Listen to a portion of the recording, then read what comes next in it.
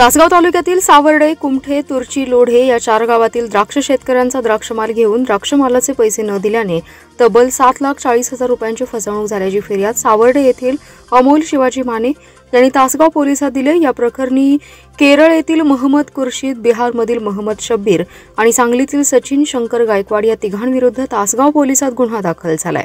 अमोल माने यांची सावर्डे येथे शेतजमीन आहे। सन 2024च्या द्राक्ष पीक मधील 2,438 द्राक्ष पेट्या, त्याची एकूण किंमत 3 लाख रुपये।